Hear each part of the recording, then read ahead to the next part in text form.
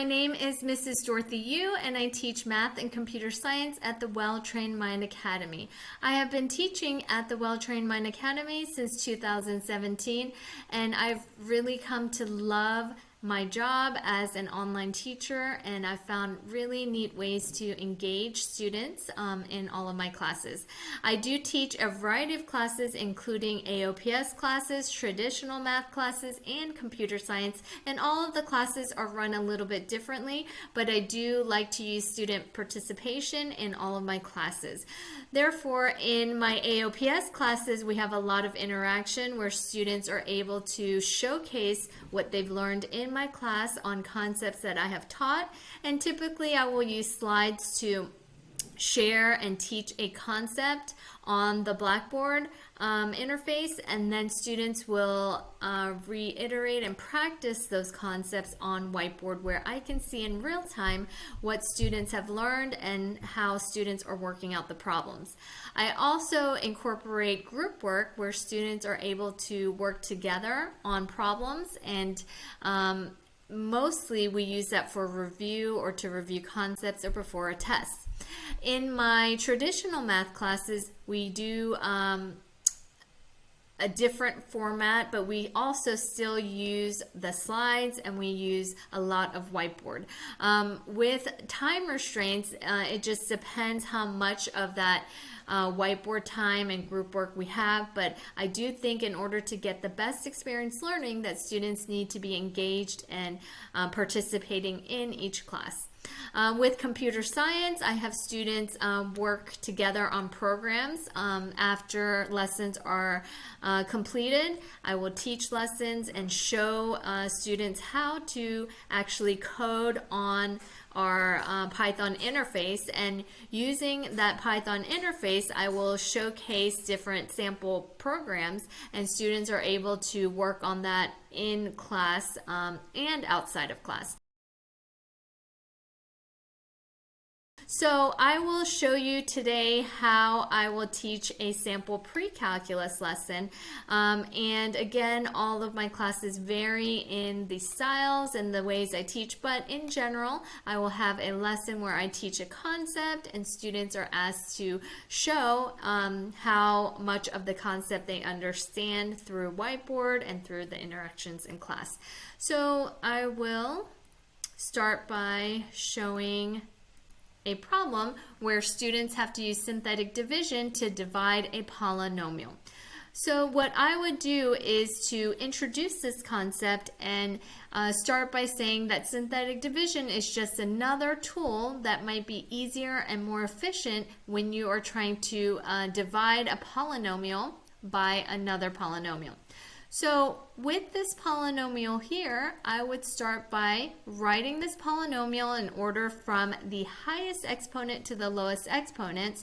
So the highest exponent is x cubed, so I will have x cubed minus 4x squared, and there's no x, so I will leave the x out, and I have plus 13. So we want to divide this polynomial by negative 3 plus x, which is the same as x minus 3. So in our synthetic division, we're going to have a little multiplier box, and that box is going to be the number which will make this equal to 0. So I can either set this negative 3 plus x equal to 0, or I can just look at the opposite of negative 3, which is 3. So I know that my multiplier in the box is going to be the number 3, because negative 3 plus 3 equals 0, or if I set x minus 3 equal to 0 and solve it, we know x is going to be equal to 3. Next, I'm going to take the coefficients here of my terms. So I have 1 for the 1x cubed, negative 4 for the negative 4x squared. I don't have an x, but I still have to write that 0, and if I forget the 0, it will make a big difference because I will get an incorrect answer.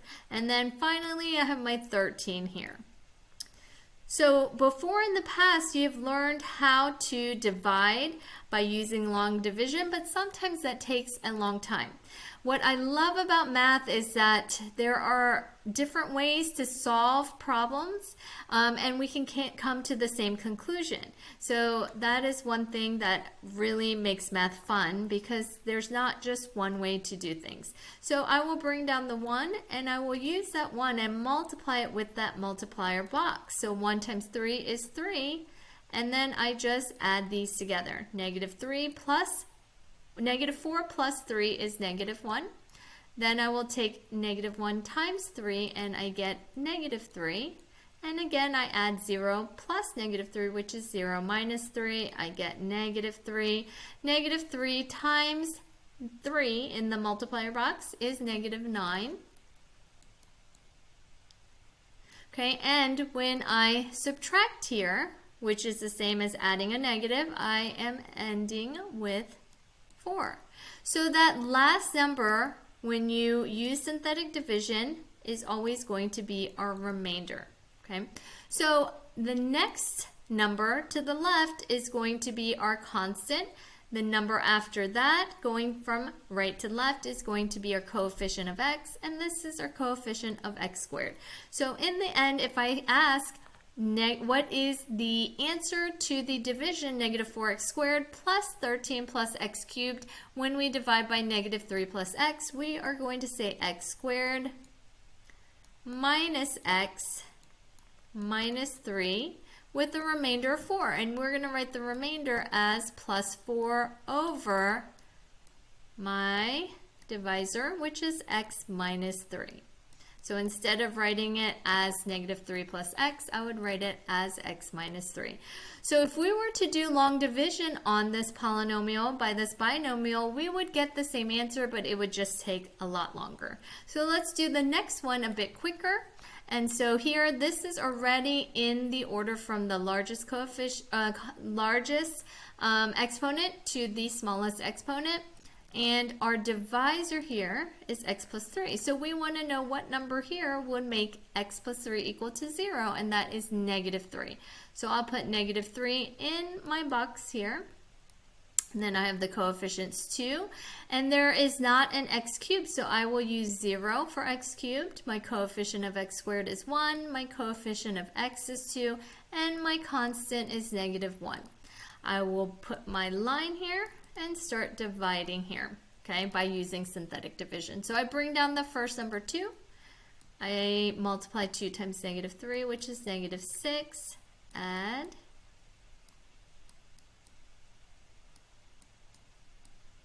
(19) times negative 3, and this time I get a negative, and we get negative 57.